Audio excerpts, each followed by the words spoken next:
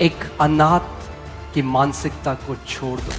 हमें अब दासत्व का आत्मा नहीं मिला कि फिर से भयभीत हो। हमें लेपालकपन का आत्मा मिला है जिसके द्वारा हम कहते हैं, हे अब्बा, हे पिता, तू हमारा पिता है, तू मेरा प्रभु है, you are my beloved daddy. सबसे पहले मैं ये कह दूं कि जितना माप का वचन आपके हृदय में छुपा है, आपके हाथों में जो बाइबल है उसमें नहीं, आपके हृदय में छुपा हुआ है, उतने माप का विश्वास में आप चल रहे हो। So firstly, I'll say the measure of the word that is in your heart, not in your hands, not in your Bible. The measure of the word that's in your heart is the measure of faith you're walking in. Okay? It's not God who decides your measure of faith. परमेश्वर आपके विश्वास का स्तर तय नहीं करता। The Bible says God has given to each man the measure of faith. That means we all start the same. Bible कहती है परमेश्वर ने हम में से हर एक को विश्वास का वो माप दिया है, मतलब हम सब एक जगह से शुरुआत करते हैं। Okay? It was not that somebody was given 200 kilos and somebody was given 10 grams. ऐसा नहीं किसी को 200 किलो मिला, किसी को 10 ग्राम मिला। Everybody got the same measure of faith, and that faith came in the seed form. Some people developed their faith, some people's faith is still undeveloped. हर एक को बीज के स्वरूप में वो विश्वास मिला। कुछ लोगों ने अपने विश्वास को परिपक्व किया, कुछ ने वैसा ही छोड़ दिया। ठीक है, मैं जल्दी से बताऊंगा, उसके बाद हम थोड़ा प्रार्थना भी करेंगे। Okay, but I just wanna. Okay, so the first is the word of God as a living and sharp sword. पहला है उसका जो वचन है वो जीवित और शक्तिशाली तलवार है। The word of God is living and sharp sword. परमेश्वर का वचन जीवित और शक्तिशाली तलवार है। Okay, जब ये लिखा गया तो जो वेपन था वो तलवार था। Okay, आज के टाइम में you can call it, the word can be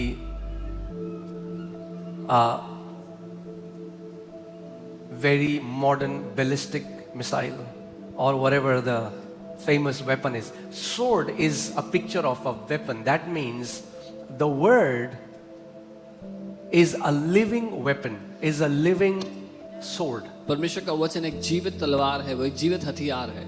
Okay? अब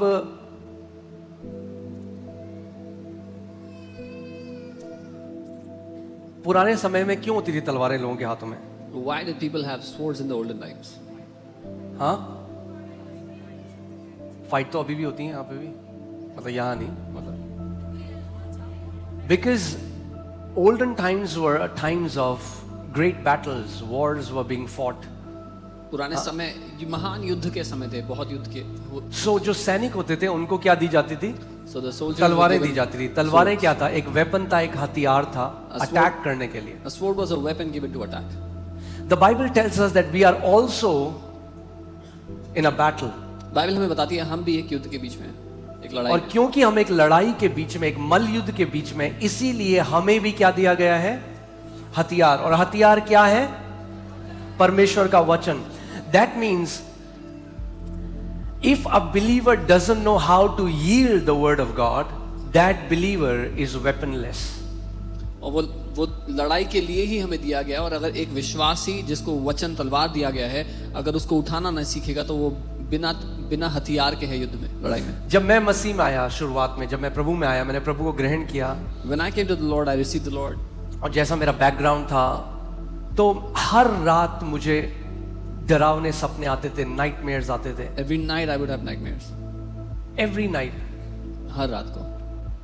I'm seeing myself surrounded by demons. मैं अपने आप को दुष्ट आत्माओं से घिरा हुआ देखता था। और मैं देखता था कि वो मुझे अटैक करने आ रहे हैं और मेरे पास एक गन है, मगर गन में जब मैं ट्रिगर दबा रहा हूँ तो कोई गोली नहीं चल रही है, उसके अंदर कोई गोली नहीं है। And I would see they're coming to attack me, and I have a gun, but when I'm pressing the trigger, there's no bullets in it. Gun तो है मगर I have a gun, गोली नहीं है। but there's no bullets. तो एक दिन मैंने प्रार्थना करी और प्रभु ने मुझसे कहा, Son, you don't have my word in you. One day I prayed and the Lord said, बेटा तुम्हारे अंदर मेरा वचन नहीं है। ऐसे ही कई मसीह आज भी हैं जो बाइबल को लेके तो चलते हैं। There are many believers today that walk with the Bible. Gun तो है, They have the gun, मगर अंदर क्योंकि हृदय में वचन नहीं है, but because they तो don't have दिखाने की गन तो है, they don't have the word वो in their चलाने heart. वाली नहीं है। They have a gun to show for, but they cannot use it. Are you getting what I'm saying? Because if you don't have a weapon in a war, you can be easily taken down. अगर युद्ध में आपके पास हथियार नहीं है तो आसानी से गिरा जा सकते हैं. Bible says, be sober and vigilant because your enemy, the devil, roams about like a roaring lion, seeking whom he may devour. Resist him steadfast in faith. Bible कहती है जागते रहो, सचेत रहो, क्योंकि तुम्हारा विरोधी एक फाड़ने वाले शेर की तरह खोजता है किसको फाड़ खाए. विश्वास में दृढ़ खड़े रहो, बाइबल कहती है. इसका मतलब वो हर किसी को नहीं फाड़ खा सकता. जिसको फाड़ खाना चाहता है उसे खोजना पड़ता है कौन ऐसा व्यक्ति है जिसको मैं फाड़ खा सकूं. So he cannot devour anyone he wants to devour. He has to look for whom he can devour. और मैं आपसे एक सवाल पूछता हूं, किसको डिवावर कर पाएगा वो? Whom will he be able to devour? हाँ, जिसके पास हथियार नहीं.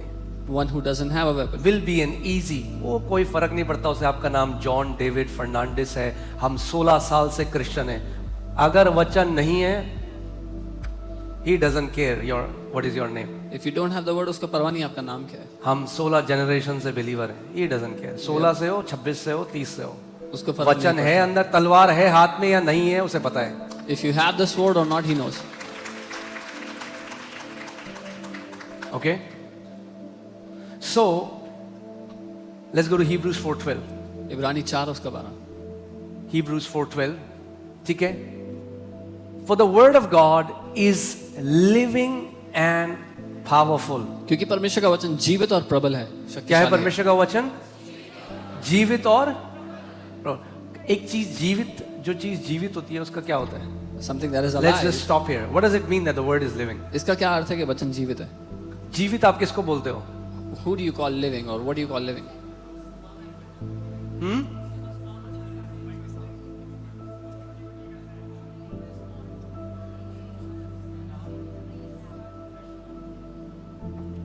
Anything that is living has a will. जो कुछ जीवित है उसके पास इच्छा होती है. Can hear, सुन सकता है, can see, देख सकता है, can respond to you. जवाब दे सकता है. The word of God is living. परमेश्वर का वचन जीवित It's है. not a dead book. वो मरी हुई किताब नहीं है. कई लोग आज तक एक बात नहीं समझे. उन्हें लगता है मैं बाइबल को पढ़ रहा हूं. Many people have not understood. They think they are reading the Bible. असलियत में बाइबल आपको पढ़ रही है. In reality, the Bible is reading you. Is there in this scripture? We'll see. Okay. For the word of God is living. ठीक है. So इसको क्योंकि यहाँ पे परमेश्वर देखते का हैं. वचन जीवित है. ठीक है. जल्दी तो नहीं है किसी को घर जाने की? Okay. The word of God is living. परमेश्वर का वचन जीवित है. It's alive वो जिंदा है and powerful. और शक्तिशाली है, प्रबल है. Okay. Sharper than any two-edged sword. किसी दो धारी तलवार से भी ज्यादा चौका है, तेज धार है. मैंने आपको इसके बारे में काफी संडे सिखाया है. So okay. I've taught you many Sundays. What's sharper than a double-edged sword? It's the surgeon's, what do we call it? Scalpel. एक सर्जन यानी एक सर्जन की जो चाकू होता है. चाकू होता है. That is sharper than a double-edged वो sword. एक दो धारी तलवार से भी ज्यादा तेज है. And here I'll tell you what the word can do in your life, and it's powerful. और यहाँ मैं What आपको no बताऊंगा. surgery can do, वचन आपके लिए वो कर सकता है जो कोई सर्जरी नहीं कर सकती है. the word can do for you. वो वचन आपके लिए कर सकता है. You know what? जानते हैं, The word can dissect your soul वचन आपके and प्राण को enter into the place where you have hidden intents and motives of your heart. वचन आपके प्राण को भेदता हुआ उस गहरे स्थान पर जा सकता है जहां आपके दिल में छुपे हुए मकसद हैं, छुपी हुई चाहते The हैं. Bible calls it hidden motives. Many times you also don't know the hidden motives you have in your heart, But as you open the word and as you fellowship with the word which is sharper than a double-edged sword can penetrate your bone and marrow, can penetrate your soul and spirit. And look what does it say? The word is a discerner of the thoughts and intents of the heart. आपको नहीं पता आपके अंदर क्या छुपे उद्देश्य हैं, मगर जब आप वचन के साथ समय बिताते हो, वचन आपके हृदय के अंदर छुपे हुए उद्देश्यों को बाहर आपको पास प्रकट कर देता है. Are you getting it? That means the word brings your thoughts and your motives as they are bam in front of you. वचन आपके छुपे हुए इरादों को आपके सामने जैसे वो हैं वैसे ले आता है.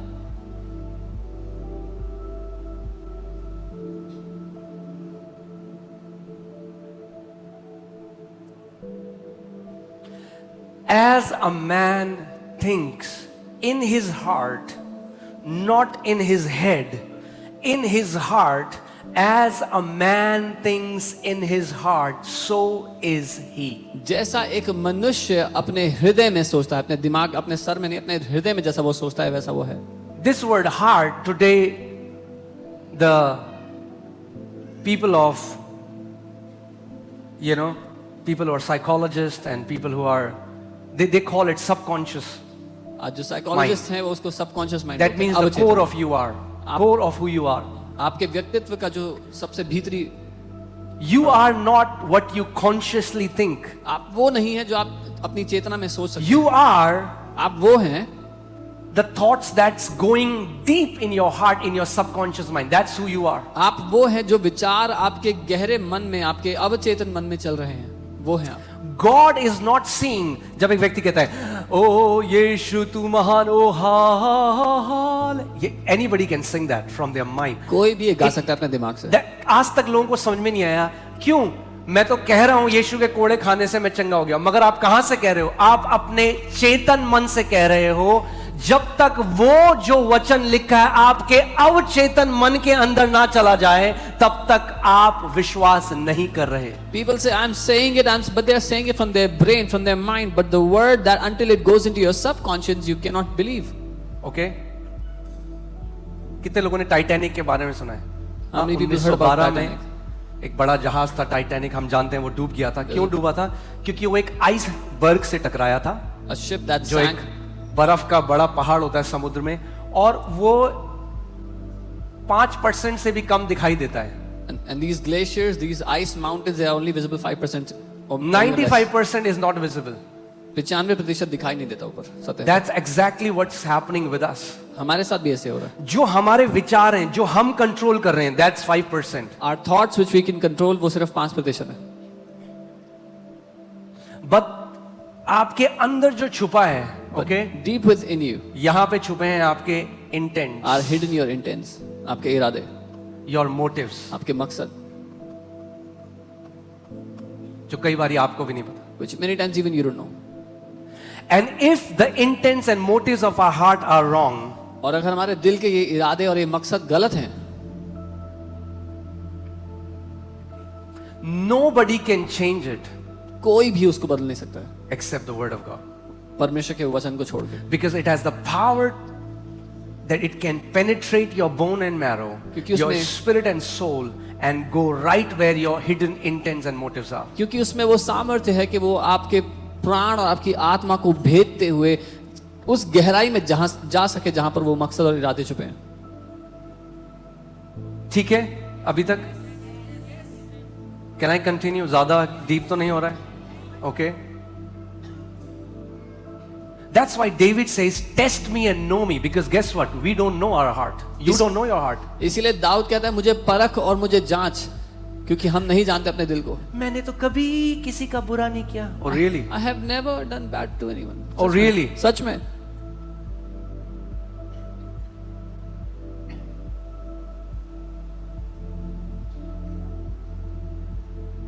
What are the hidden thoughts that go in our heart when we are alone? क्या है वो छुपे हुए विचार जो हमारे अंदर चलते हैं जब What हम अकेले happens to your heart when you see someone else going up? हैं? आपके दिल के अंदर क्या होता है जब आप किसी और को ऊंचा उठते देखते हैं? What happens to your heart when somebody in front of you is appreciated and not you? क्या होता है जब आपके सामने किसी और की तारीफ हो, आपकी ना हो? Something happens here यहाँ पर कुछ होता है which we don't know what is happening. जो हम नहीं A जानते कि क्या हो software रहा है। program is running. एक सॉफ्टवेयर प्रोग्राम चल रहा है अंदर। आप विश्वास, हाँ मैं विश्वास करता हूँ, यीशु के कोड़े खाने से मैं चंगा हो गया हूँ, यीशु के कोड़े खाने। How much effort does it take to change your conscious thoughts? No effort. अपने चेतन विचारों को बदलने में कितना दम लगता है? बिल्कुल भी नहीं। You can flip it like this. आप यूं घुमा सकते हैं उनको, But God didn't say, लेकिन परमेश्वर ने ये नहीं कहा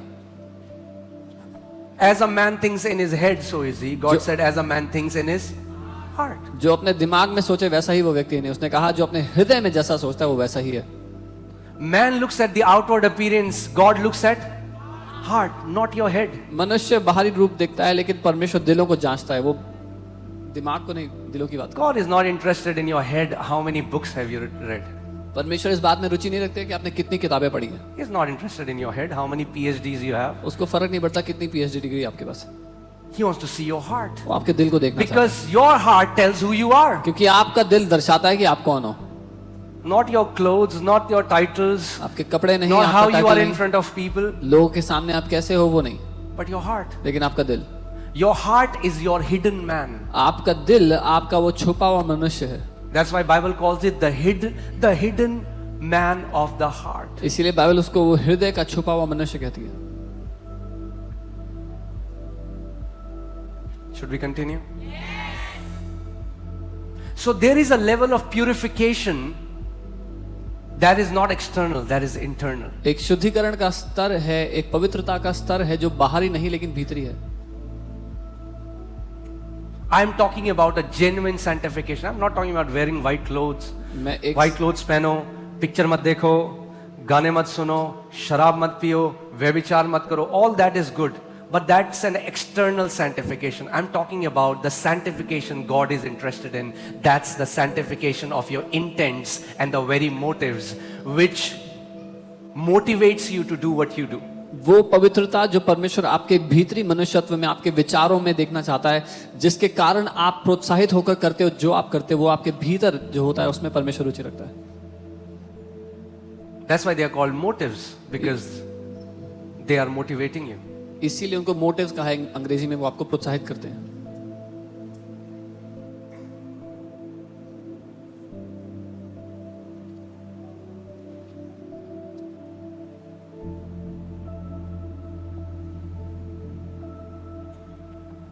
Okay?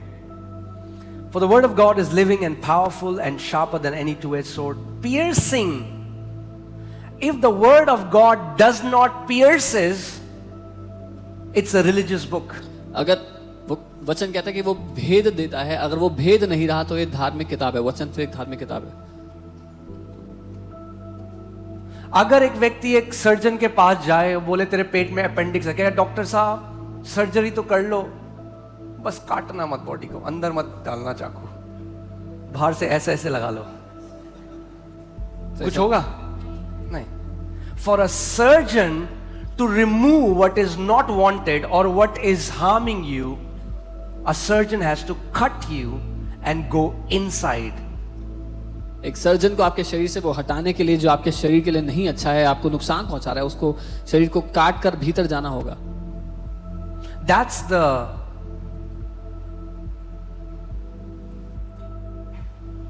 picture of the scripture here. ये तस्वीर है इस वचन की यहाँ पर। For the word of God to, and hear this, मैंने आपको संडे बताया था तो आप लोग डाउट ना करो, कई लोग फिर कंफ्यूज जाते हैं। This sanctification is not happening in your spirit. In your spirit man, you have become exactly like Jesus. ये पवित्रता जो हो रही है ये आपके आत्मा में नहीं हो रही है, अपनी आत्मा में आप पहले से ही प्रभु यीशु मसीह की तरह बनाए दिए जा चुके हो। But are we thinking like Jesus? पर क्या हम यीशु मसीह की तरह सोचते हैं आज? Not नहीं, at all. बिल्कुल भी नहीं। But salvation is salvation until, for salvation to come to its maturity, it has to influence every area of your life. It has to influence. It started with your spirit, but it will not remain in your spirit. It will go to your soul and it will start to swallow every part of your soul until it makes you Christ-like. उद्धार को परिपक्व होने के लिए, अपना पूर्ण रूप लेने के लिए, वो सिर्फ आत्मा तक सीमित नहीं रह सकता, लेकिन उसको प्राण और आपके शरीर, जब तक वो पूरी तरह से मसीह के जीवन को प्रकट ना कर दे, तब तक होना होगा.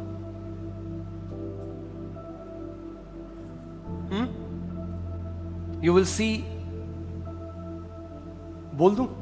अब जो फ्लो में आ रहा है मैं तो बोलते थे. ओके, बुरा मान जाएंगे कुछ लोग, मैं बोलता. मसीह इतने साल से बिलीवर्स फॉर सो मेनी लड़ इयर्स रहे हैं प्रॉपर्टी के case. Fighting over a property case.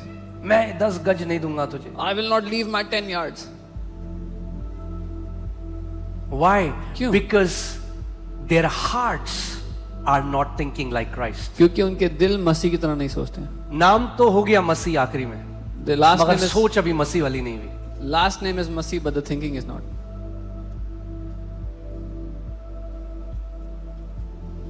Because Jesus was thinking differently. क्योंकि यीशु अलग तरह A से new सोचता है. creation thinks differently. एक नई सृष्टि अलग तरीके से सोचती है. एक व्यक्ति मेरे पास आया, बोला मेरे लिए प्रार्थना करो. Said pray for me. I didn't know anything what is happening with him. मुझे कुछ नहीं पता था उसके बारे में. So I prayed. मैंने प्रार्थना किया. God said, परमेश्वर ने कहा, tell him to come out of his father's house. उससे कहो अपने पिता के घर से बाहर आ जाए. And if he does that, और अगर ऐसा करेगा, I'm going to bless him. तो मैं उसे ब्लेस करूंगा. Like I called Abraham, I'm calling him. जैसे मैंने अब्राहम को बुलाया, मैं इसको बुला. Come out of your father's house. अपने पिता के घर से बाहर आ जा. So I told him. मैंने उससे कह दिया. He got very upset. वो मुझसे बहुत गुस्सा हो गया. Didn't say anything. कुछ नहीं बोला. I forgot about it. मैं भूल इतने गया सारे इस बारे लोगों के लिए प्रार्थना करनी मैं भूल गया. We pray for so many Then he people. came to me after some months. कुछ महीनों बाद मेरे पास दोबारा आया. He said, pray for me. कहा मेरे लिए प्रार्थना I करो. prayed for him. मैंने प्रार्थना किया. The same word came. वही वचन आया दोबारा. Tell him उससे कहो to come out of his father's अपने house. पिता के घर से बाहर आ जा. I'm going to bless him. मैं उसे ब्लेस करूंगा. Like I blessed Abraham. जैसा मैंने अब्राहम को उठाया. He said, you don't know. उसने कहा आप नहीं जानते हो. If I come out of my father's house, अगर अपने पापा के घर से बाहर आ गया ना, मेरे को प्रॉपर्टी में कोई हिस्सा नहीं मिलेगा. they will not give me any portion in the property.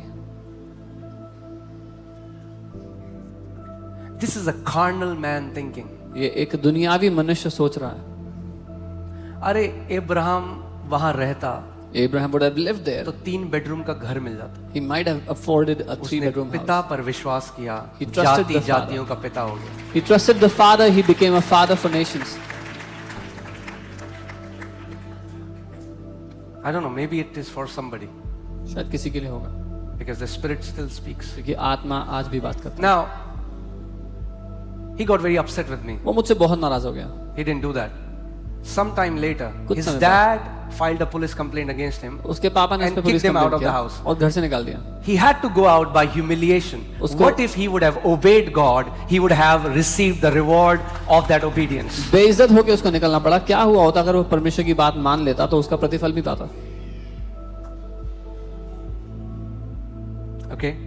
So if we have to grow in maturity, if we have to become people who are going to rule with Christ अगर in the हमें- coming ages. अगर हमें परिपक्वता में बढ़ना है और मसीह के साथ राज्य करना है आने वाले अरे समय में. केवल स्वर्ग जाना नहीं है, असली कहानी तो वहां से शुरू होगी. The real thing is not going to heaven. The real thing will start.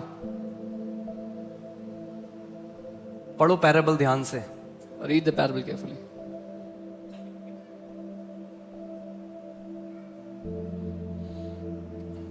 वो कहता है जो अभी नम्रता में चलते हैं वो समय आ रहा है जब वे पृथ्वी के अधिकारी होंगे. He says, those who walk in humility, time is coming when they will be possessors of the earth. अभी आप देख रहे हो आईएएस अधिकारी, आईपीएस अधिकारी.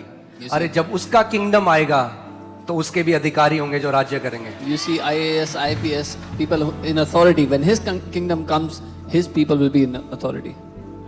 But who have gone through a process of sanctification लेकिन कौन जो एक शुद्धिकरण की प्रक्रिया से निकल चुके हैं in their soul, अपने प्राण not में, in their spirit. अपनी आत्मा में See, नहीं. that's what many people in the grace camp don't understand this. Grace camp के बहुत से लोग इस बात को नहीं समझते. They say we have been justified. वो कहते हैं हम तो धर्मी बन गए. Absolutely yes. जी हाँ, बिल्कुल धर्मी हो गए हो. We are like Jesus. हम यीशु की तरह हैं. Absolutely yes. बिल्कुल हो, But not in your soul. अपने प्राण में नहीं हो. So don't stop there. इसलिए वहां रुको मत. Let the salvation that has happened in your spirit swallow everything in your soul which is not Christ-like. वो उद्धार जो आपकी आत्मा में हो चुका है, आपके प्राण में जो कुछ मसीह जैसा नहीं है उसको निगल ले।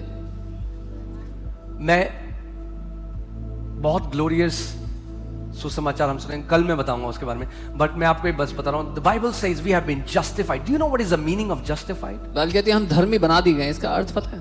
इट्स जब मैं इसमें मेडिटेट कर रहा था, मैंने कहा wow man, When I was meditating on this, justified means declared innocent, मासूम घोषित कर दिए गए, just as a newborn baby. एक नए जन्मे बच्चे की तरह। Justified means just as if I have never ever sinned. Justified ऐसे जैसे मैंने कभी कोई पाप किया ही नहीं था।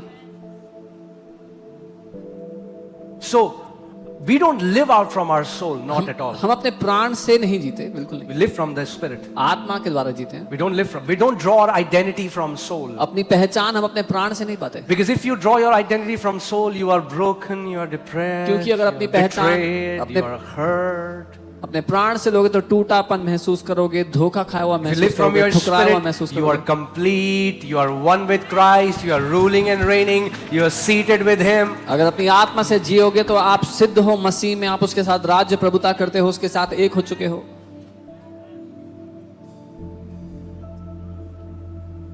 Okay? So, what happened in your spirit is an instantaneous process. Bam! You are declared righteous. You are declared holy. You are justified just as if you have never ever sinned. तो आपकी आत्मा में जो हुआ वो एक क्षण में हुआ, पलक झपकते हो गया। आप पवित्र कर दिए गए, निर्दोष कर दिए गए, धर्मी बना दिए गए, जैसा आपने कभी कोई पाप किया ही नहीं। Think about this. कि आप परमेश्वर के सिंहासन के सामने खड़े हो जैसे आपने कभी कोई पाप नहीं किया। You are standing before the throne of God as if you have never ever sinned.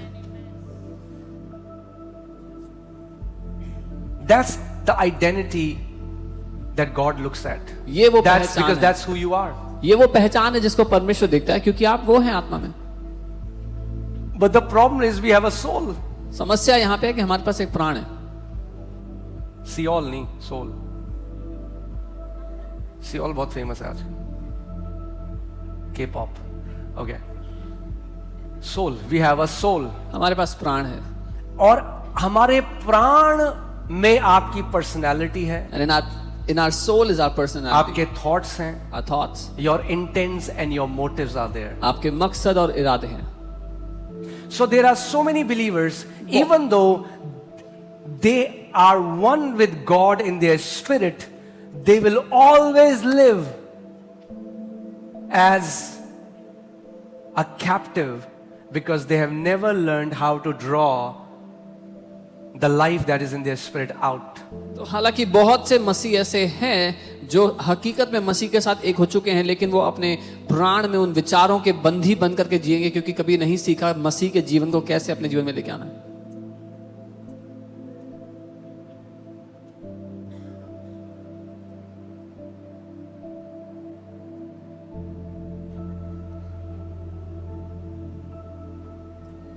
Okay?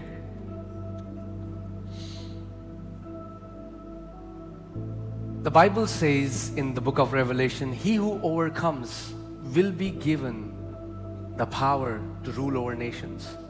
प्रकाशित वाक्य में लिखा है जो जय पाएगा उसको देशों पर राज्य करने की सामर्थ्य दी जाएगी। But he who overcomes what? और वो किस चीज को जय पाए, किस The चीज पर जय first thing you पाएगा? overcome is yourself. सबसे पहली चीज इस पर जय पानी है वो अपने खुद पर। Okay. Are you sure? Should I continue?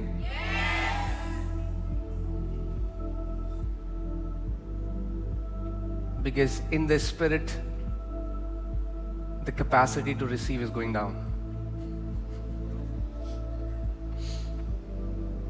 Okay? So the word can go sharp as a surgical knife in our soul वो वचन एक and सर्जरी start के to dissect everything that is not Christ-like. एक surgery के चाकू की तरह हमारे प्राण की गहराई में जा करके वो सब कुछ काटना शुरू कर सकता है जो मसीह के जैसा नहीं है।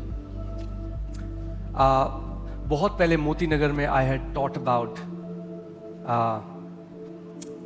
the way our brain is wired and about neurons, and if you see a picture of a neuron, neuron looks like a tree. मैंने बहुत पहले न्यूरॉन्स के बारे में सिखा था, हमारा ब्रेन कैसे काम करता है। अगर आप एक न्यूरॉन को देखेंगे जो दिमाग में होते हैं तो वो एक पेड़ के जैसे नजर आते हैं।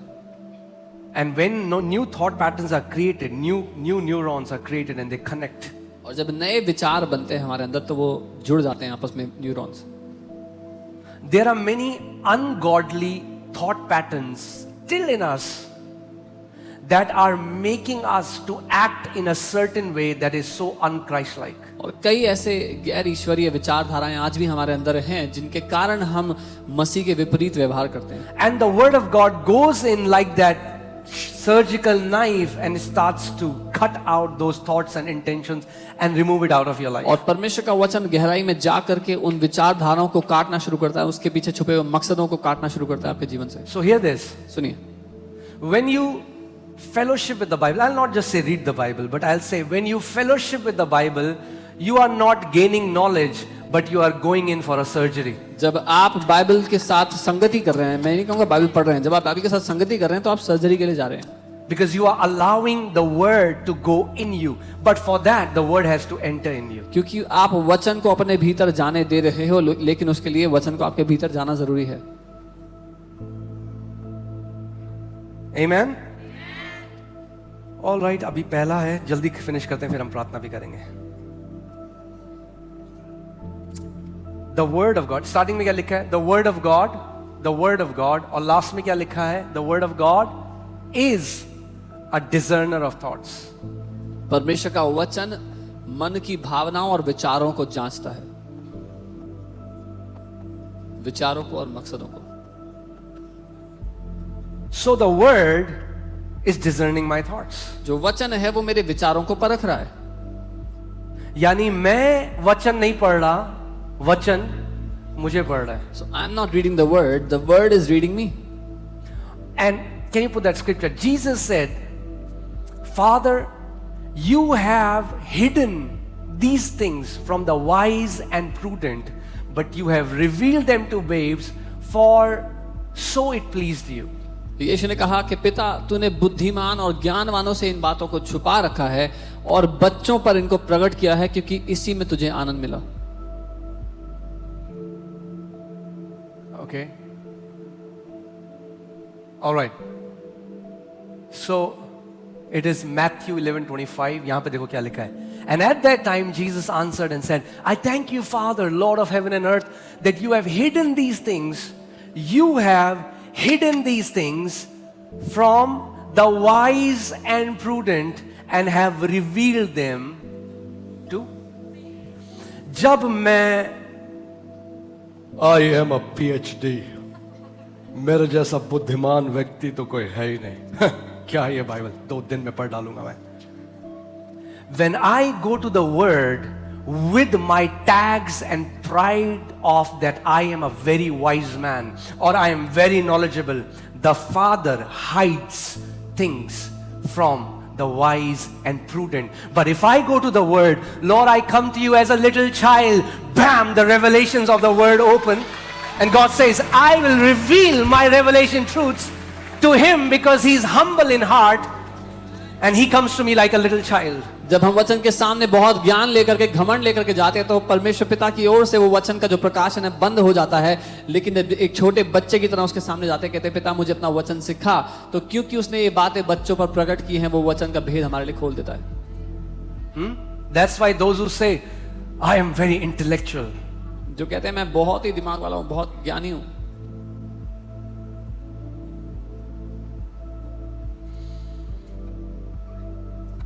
चलो, anyway. Okay. Do you want the Father to speak to you through His word? क्या आप चाहते हो कि पिता आपसे बात करे अपने वचन के द्वारा? तो एक कैसे जाना है हमें? How do we have to go? With humility, नम्रता के साथ, with curiosity like a kid. एक छोटे Father, बच्चे I की want. तरह। A person who thinks who knows it all cannot learn anything. वो व्यक्ति जिसको लगता है उसको सब आता है, वो कुछ नहीं सीख सकता। आज क्या होता है मैं आपको बताता हूँ। कई बारी पास्टर बाइबल खोलेगा तो एक बंदा है, मेरे पास्टर को ये अब ये स्क्रिप्चर बोलेंगे, देखा मैंने कहा था ना। फिर बाद में पास्टर के पास आएंगे, जो आपने बोला ना मेरे को पहले से पता था। तो भाई तू क्या सीखेगा, तुझे पहले से सब पता था। What will they learn if they already know everything? You are not going to learn anything because you already know everything. आप कुछ नहीं सीखोगे क्योंकि सब कुछ पता है पहले से। It's the same Bible. वही बाइबल है। Don't mistake familiarity with the text with you having the revelation of that text. Both are very different things. वचन के साथ जान पहचान को वचन के प्रकाशन समझने की गलती मत। Just because you know the address of where it's written and you have memorized it doesn't mean you have taken every meat out of that passage. God can still speak to you 10 billion times and make you learn new things. सिर्फ इसलिए कि आपको पता मालूम है कहां लिखा है और आपने रट लिया, इसका यह अर्थ नहीं कि आपको उसका सारा भोजन मिल चुका है। परमेश्वर करोड़ों बार उसमें से आपको खिला सकता है। Familiarity with the text is the enemy to learn new things. वचन के साथ जान पहचान नई बातें सीखने का दुश्मन है।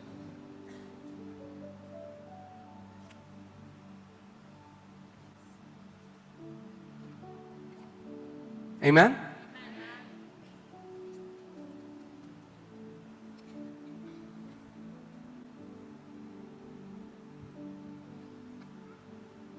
Hallelujah. Should I continue? Yes.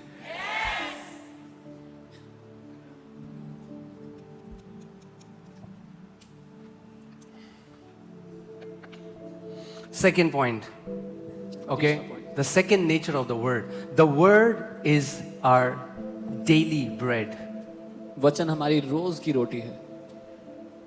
The word is our, okay? कई लोग इसको समझे नहीं, वो सोच रहे हैं यीशु मसीह बोल रहा है रोज की रोटी, ये रोटी है गेहूं वाली। ठीक है, गेहूं वाली भी है, खा लो गेहूं वाली रोटी। Some people didn't understand it. They thought Jesus is praying for bread to eat for them. But Israelites used to get manna every day from heaven. इस्राएलियों को रोज स्वर्ग से मन्ना मिलता। Jesus said, manna was not the bread from heaven that your fathers ate because they ate and they died. I am the bread that came from heaven because if you're gonna eat me, you are never gonna die. यीशु ने कहा मन्ना वो रोटी नहीं जो स्वर्ग से आई क्योंकि तुम्हारे बाप दादाओं ने खाया और मर गए, लेकिन मैं वो रोटी हूँ जो स्वर्ग से आया, जो मुझे खाएगा वो मरेगा नहीं। Can I tell you one thing? If you receive daily revelation from the word of God, you will have absolutely zero fear of death in your life. अगर आप परमेश्वर के वचन का प्रकाशन रोज अपने जीवन में पाते हैं, आपकी जिंदगी में मृत्यु का कोई डर नहीं होगा। A person can be in a plane that is going down and he can go down praising God without any tint of fear because he has been made alive by the word that is alive and powerful. एक व्यक्ति उस plane में बैठकर, जो plane नीचे जा रहा है, परमेश्वर की स्तुति कर सकता है क्योंकि उसके अंदर को रत्ती भर भी डर नहीं है मृत्यु का। A person who is very afraid is a sign they are not receiving nourishment from the living word of God. एक व्यक्ति जो बहुत भयभीत है इस बात का सबूत देता है कि वो परमेश्वर के वचन से पोषण नहीं पा रहे।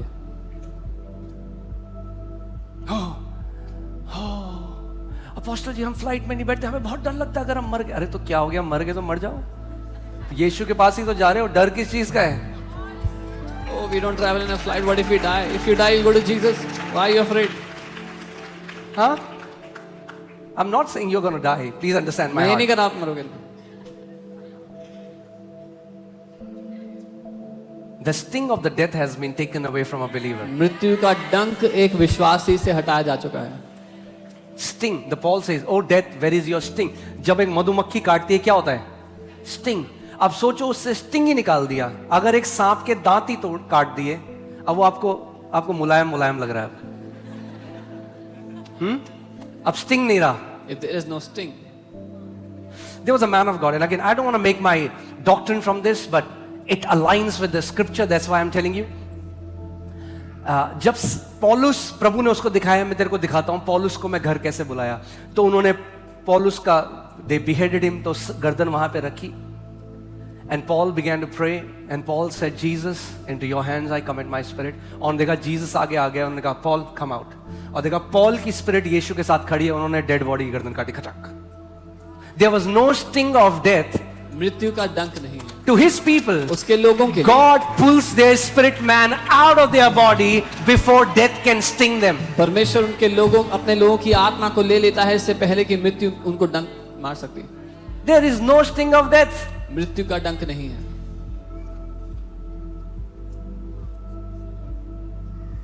the worst day for the people of the world is the best day for the people in the kingdom. दुनिया के लोगों के लिए जो सबसे खराब दिन है वो राज्य के लोगों के लिए सबसे बढ़िया दिन है. Amen? Because they are afraid of the fear of uncertainty. क्योंकि उनको डर है कि क्या होगा पता नहीं. आपको वो डर नहीं. You don't have that fear. But what I am saying is, लेकिन मैं ये कह रहा हूँ, don't go without finishing your race. अपनी दौड़ को पूरा किए बिना मत जाओ. फिर तो सबको जाना है. Amen? Then everyone has to. But finish your race. पर अपनी दौड़ को पूरा करके जाना.